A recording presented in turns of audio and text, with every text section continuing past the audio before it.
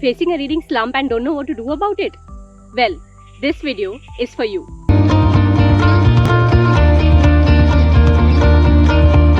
Hello and welcome back. It's Asha here. Welcome to my channel.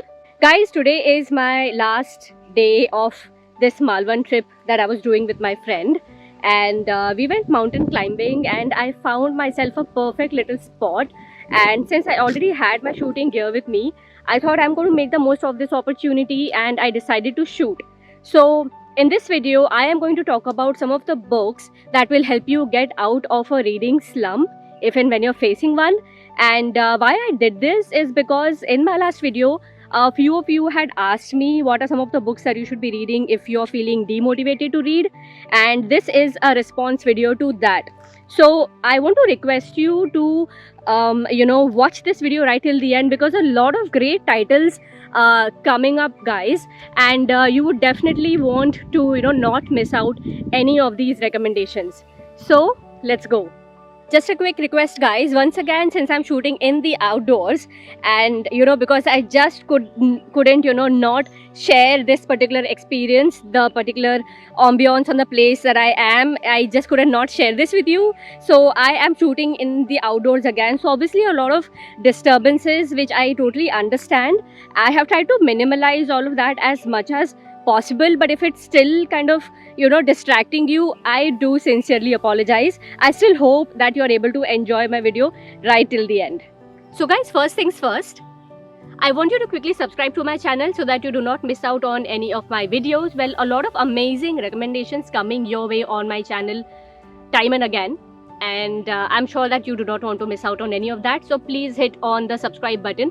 While you're at it, also hit on the bell icon. Well, of course, I can't stress on it enough, but I kind of absolutely love when you guys keep coming back to my channel and be here supporting me. So to begin with, the first set of books that I have, these books are for anyone and everyone who loves to read, who wants to read and wants to develop a healthy reading habit.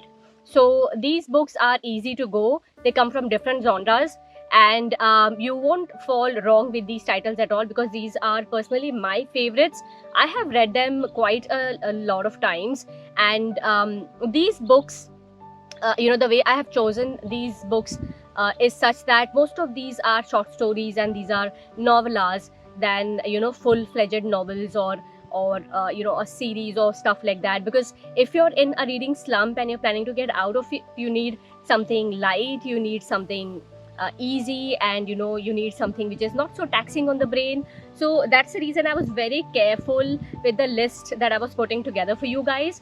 So these are those kind of books, and what I'm going to do is I'm quickly going to talk about these books in a couple of lines. I'll tell you what this book is about, and of course I'm going to share the links for all of these in the description box below. So eventually after you watch the video, you can go click on the links and get your copies and start reading and get out of that slump eventually. The first book that I have on this list is the book Coraline, which is by GAIMAN. This is a fantasy novella. It is about 150 odd pages, and it's a cute little story of a girl and her family. They've moved to this new place, and this place is full of mysteries, and she finds a door which has a wall beyond it, and she is able to cross this wall, and what happens on the other side is something which she didn't expect at all. So it's a different family that lives on the other side of the wall, but it might just not be that simple. And this family kind of wants to trap her there. They've trapped a lot of other kids over there, and they just don't want to let Coraline go. So it is Coraline's story from Coraline's point of view, and it is very beautiful in the way it is written. It's got elements of magic and slight mystery and suspense, and well, we know GAIMAN is a storyteller, so there's nothing to go wrong with this book. The next on the list is Murakami's A Birthday Girl. This again is a short story, and it follows the story of this waitress who's just turned 20, and on the night of her birthday she gets this special task. I mean, she usually attends tables and all of that, and waits for the customers and stuff, but on the day of her birthday she gets this special task to deliver food to the owner of the hotel. Now, this is a reclusive man. He is quite mysterious, and when she reaches to deliver the food, he comes to know that it's a birthday, and he tells her that it's your birthday and you have a wish to ask for. Now, what this wish is and whether it comes true and what's the outcome of it and all of that, you're going to come to know once you read the story. But I guess there is nothing more intriguing than wanting to find out what is that one thing you would ask for on your birthday. So this is, written in classic Murakami style, but it's a short story. So again, it'll be over before you know. And I think it's a good way to kind of, get back into the habit of reading because of the kind of element of intrigue that's in this book. After this, I want to talk about some of the books which are not exactly novellas, but not full-blown novels as well. But you could call them novels. The first on the list that I can think of are the classic Agatha Christie novels. The mystery thrillers that she wrote have been quite popular amongst readers, and I'm sure that you must have read them some or the other time. The quick titles that come to my mind are And Then There Were None, which happens to be my personal favorite, which follows the story of this bunch of people who are invited to an island. It's a mysterious island, and eventually what happens is one after the other, people start to die, and it's about who the murderer is, what is his motive. So that's And There Were None. There's also The Death on the Nile, and you have Mysterious Affair Styles. So all of these stories are quick to read. They have the classic gripping mystery which binds the characters, the plot. So there's again nothing that can go wrong with an Agatha Christie novel, and those are kind of good to get back with your habit of reading. You can pick any of them. After that, I want to talk about something from the humor genre, and the first writer that comes to my mind is P.G. Wodehouse. I love his books a lot because these are breezy reads, and you end up laughing through the prose, through the narration. The characters are classically brilliant and so laughable at. Some of the titles that I have read in the past and I have loved are Right Ho Jeeves, you have Inimitable Jeeves. Another book that I totally loved was Love Among the Chickens. So the whole of the Jeeves series is damn good, but even if you happen to pick up anything which is not from the Jeeves series but kind of like a standalone book, is also something that you can look at. You will never go wrong with those. P.G. Wodehouse writes in a style which is very light, very easy. It's quick to read, and these are not heavy novels, so you'll finish them before you know. And they kind of build a good reading habit once you start going through Wodehouse's novels. Pick any of them and you'll be good to go. The next one I want to talk about is Zikora, which is a novel by an author by the name Chimamanda Adichie. I hope I'm getting the name right. I'm kind of horrible with pronunciations, especially like proper nouns, names and stuff. So I hope I'm getting it right, but the name of the novel is Zikora. It shouldn't be hard for you to find it. It follows the life of this lady. She's a 30-year-old something. It's actually the protagonist. Her name is Zikora, and it follows her life. Her boyfriend abandons her as soon as he comes to know that she's pregnant with his child. So they had a perfectly fairy tale-ish love affair, a relationship that everybody was jealous of. And she was so used to this relationship, she was so secure and everything was going fine until the day she realizes she's knocked up, and she breaks the news to the boyfriend and life changes for her. So it's only about 39-40 odd pages, but it's a brilliant novel to read. It follows the mental struggle, it follows the real struggle in the life of a single woman who's going to be a mother. It's written very beautifully, and there's nothing out of the way extraordinary, but you can definitely read through it easily and be inspired to kind of get back with your reading. So that's Zikora for you. None of my book recommendations are done unless there's a Stephen King book on the list. So the book that I have for you is a short story. It's called Cookie Jar. Yes, that's the title of the book, Cookie Jar, and it's unlike any story Stephen King has written ever. Don't be misled thinking that it's going to be horror because it's Stephen King. No, just so you know, Stephen King writes horror primarily, but he also writes mystery, pretty well. He explores different genres and he's quite damn good at those as well. Cookie Jar is one of them. I'll quickly tell you what the story is in short. There are two boys, and the mother decides to kind of get separated from the family because she's got like a bipolar disorder thingy, and she goes and she's living separate, kind of like the other side of the town and stuff like that.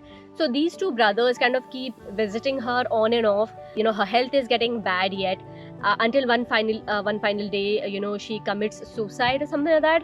After she's dead, the sons, both of the brothers, have to kind of come and claim some mementos from her house.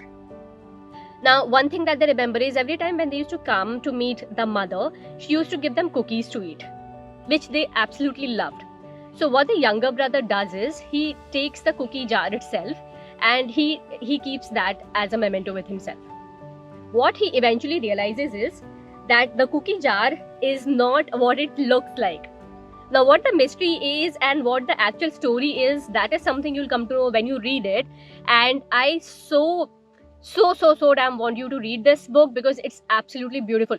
It's not gory, it's not horror, there's nothing paranormal, there's nothing ghostly about this story. It's just plain cute.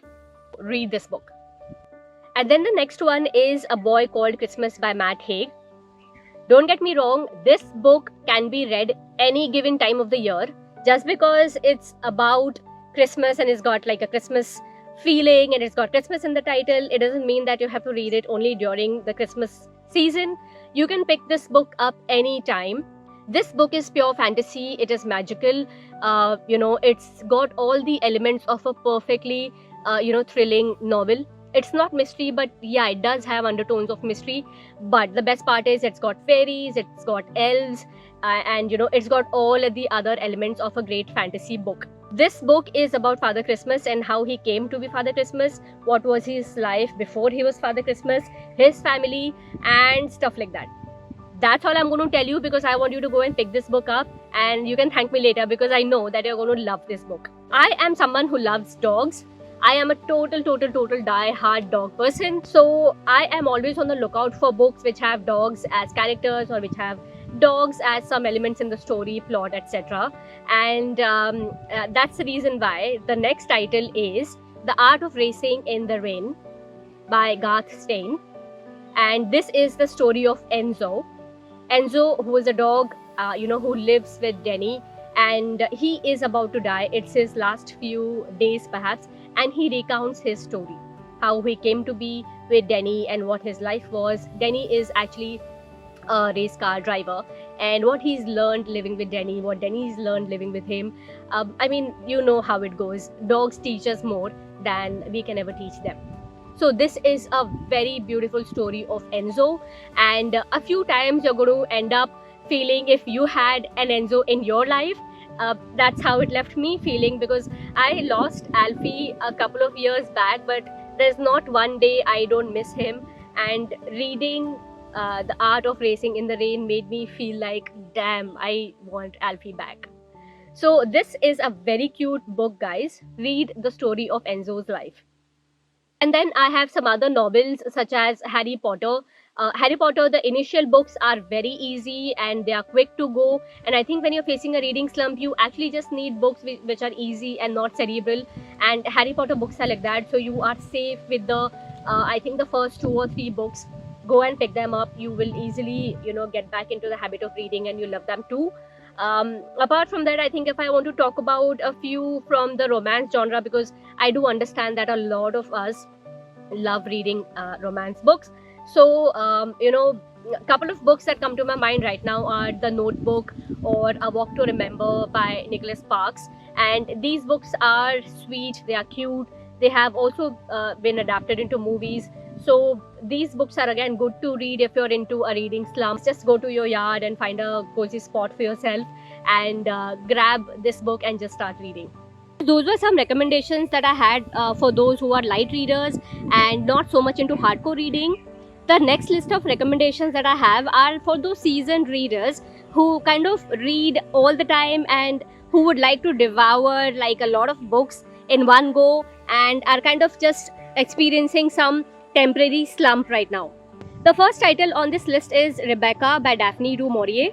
Follows the classic tale of De Winter's second wife and his mansion Manderley, and how the ghost of his first wife kind of haunts the second wife and stuff like that. It's a gothic thriller and it's an absolutely amazing book. It's got all the elements of intrigue of a classic gothic thriller, and it's something that you will definitely enjoy reading if you haven't read it already. Next book then that I want to talk about is The Last Song of Dusk by Siddharth Dhanwant Sangvi.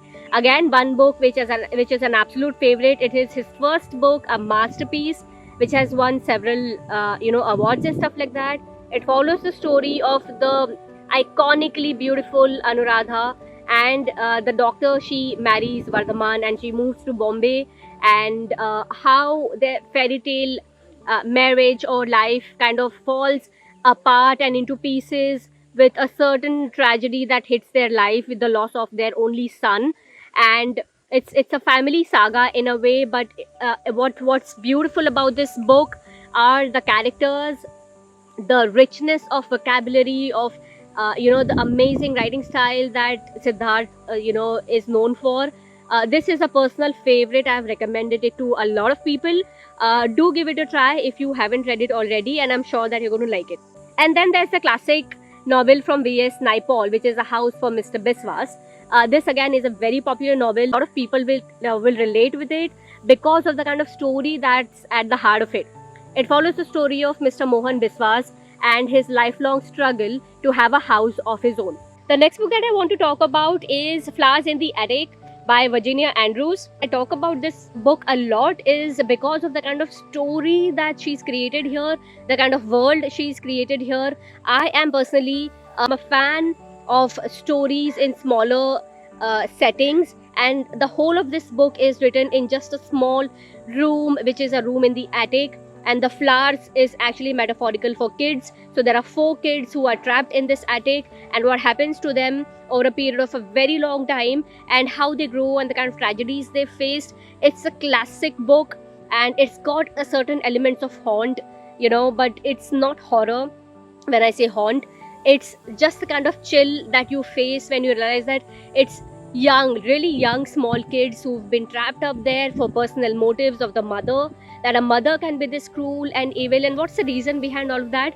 And that's exactly what makes this book a classic. If it interests you at all, this book was banned for a lot of reasons for a really long time until it finally came out and it became an overnight sensation. That's the Flowers in the Attic for you guys. And then I want to talk about a murder mystery which is set in Mumbai, and it's written by Jerry Pinto, who's famous for his book M and the Big Home.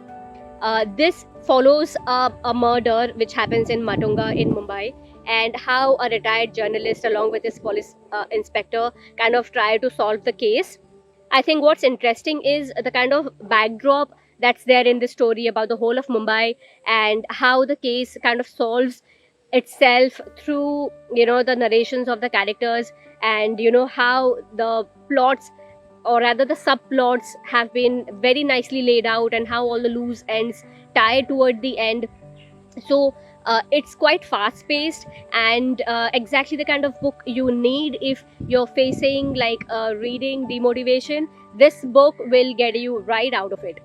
The last book on this list, which is for seasoned readers, is Calling Sehmat, which is written by Harinder Sikka, and it is a book which is very captivating. It's very real life. It follows the story of this young woman, a Kashmiri woman who marries a Pakistani officer, and just so she can gather some intel and save soldiers of the Indian army, and how she plots and she becomes a spy, and she plots on her own husband, her own family, her in-laws basically, and to reach to the top level of the Pakistani officers and get relevant information, get all the right information, so that she can save a certain event from happening, which would have been catastrophic for the Indian army.